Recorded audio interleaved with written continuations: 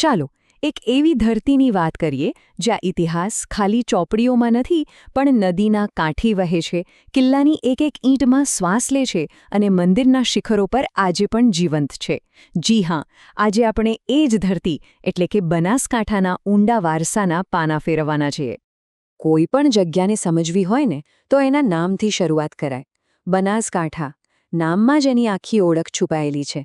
બનાસ એટલે કે નદી અને કાંઠો એટલે કે કિનારો. બસ આ બે શબ્દો નથી, આ તો આખા પ્રદેશની ઓળખ છે, એનો ધબકાર છે જે સદીઓથી બનાસ નદીના પ્રવાહ સાથે ધબકી રહ્યો છે. તો આપણી આ આખી સફરને આપણે 5 ભાગમાં વહેંચી છે. સૌથી પહેલાં આપણે બનાસકાંઠાના નામ અને એની ઓળખને સમજીશું. પછી એના પ્રાચીન વારસામાં ડૂબકી મારીશું. આગળ વધીને રાજાઓ અને નવાબોના શાસનકાળને જોઈશું. ખાસ કરીને પાલનપુર શહેરની વાત કરીશું. અને છેલ્લે અંબાજીના આધ્યાત્મિક પ્રકાશથી આ સફર પૂરી કરીશું. તો ચાલો હવે શરૂ કરીએ પહેલા પડાવથી. બનાસકાંઠા, એનું નામ અને એની ઓળખ. આ એવો પ્રદેશ છે જેની ઓળખ 2 વસ્તુઓથી બનેલી છે. એક તો એની નદી અને બીજું એનું ખૂબ જ મહત્વનું ભૌગોલિક સ્થાન. કોઈપણ જગ્યાને બરાબર સમજવા માટે એની આસપાસ શું છે એ જાણવું પડે.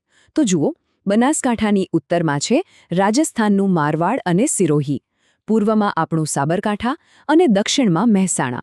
પણ પશ્ચિમની વાત થોડી અલગ છે. અહીં પાટણ જિલ્લો તો છે જ, પણ સાથે જ જોડાયેલી છે આંતરરાષ્ટ્રીય સરહદ, પાકિસ્તાન બોર્ડર. આ એક જ વાત બનાસકાંઠાને વ્યૂહાત્મક રીતે કેટલી અગત્યની જગ્યા બનાવે છે એનો અંદાજ લગાવી શકાય છે. ચાલો હવે સમયમાં થોડા પાછળ જઈએ. બનાસકાંઠાના ઇતિહાસની વાત કરીએ તો એના મૂળ છેક મહાભારત કાળ સુધી પહોંચે છે અને ત્યારથી લઈને રાજપૂત યુગના શાસનના પડઘા અહીં આજે પણ બરાબર સંભળાય છે. આ સમયરેખા જુઓ, કેટલી રસપ્રદ છે. છેક મહાભારત કાળમાં આ વિસ્તારનું નામ હતું આનર્ત અને અહીં ભીલ અને મીણા જેવી આદિવાસી પ્રજા રહેતી હતી. એ પછી આવ્યા પરમાર વંશના રાજાઓ અને પછી આવ્યો સોલંકી અને ચૌલુક્ય વંશનો સુવર્ણકાળ. ત્યારે તો પાટણ રાજધાની હતી અને આખો વિસ્તાર ખીલી ઉઠ્યો હતો. પણ પછી 13મી સદીમાં બધું બદલાયું. મુસ્લિમ આક્રમણો થયા અને સત્તાના સમીકરણોએ એક નવો જ વળાંક લીધો. અને આ એ જ વળાંક હતો જ્યાં એક યુગ પૂરો થતો હતો અને બીજાની શરૂઆત થઈ રહી હતી. રાજપૂત શાસન ધીરે ધીરે ઓછું થયું, મુગલ પ્રભાવ વધ્યો અને બસ આ જ સમયે પાલનપુર રાજ્યના ઉદય માટેની ભૂમિકા બંધાઈ. ઓકે, તો હવે આપણે આખા બનાસકાંઠામાંથી ઝૂમ ઇન કરીએ એના ધબકતા હૃદય પર, એટલે કે પાલનપુર શહેર પર. અહીંની કહાણી બહુ જ દિલચસ્પ છે. એક એવા શહેરની જેની ચારે બાજુ કિલ્લો હતો અને એક એવા રાજવંશની જેણે સદીઓ સુધી અહીં રાજ કર્યું. દરેક શહેરનો એક જન્મ હોય છે, ખરું ને?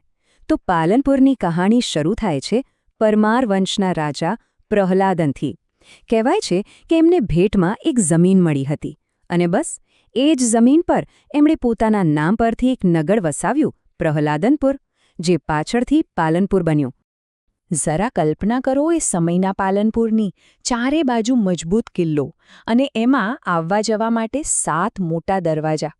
દિલ્હી દરવાજો, ગઠામણ દરવાજો, શિમલા, મીરા, વીરબાઈ, માળણ અને સલામપુર દરવાજો.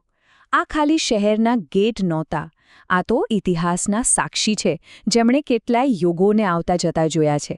330 આ કોઈ સામાન્ય આંકડો નથી. આ એ વર્ષોની સંખ્યા છે જેટલા વર્ષો સુધી પાલનપુર પર નવાબી વંશનું શાસન રહ્યું. વિચાર કરો, સમ્રાટ અકબરે આપેલી એક નાની ભેટથી શરૂ થયેલું શાસન 3.25 સદીઓ સુધી ચાલ્યું અને આ શાસને શહેરની આખી સંસ્કૃતિ અને ઓળખને એક નવો જ રંગ આપ્યો.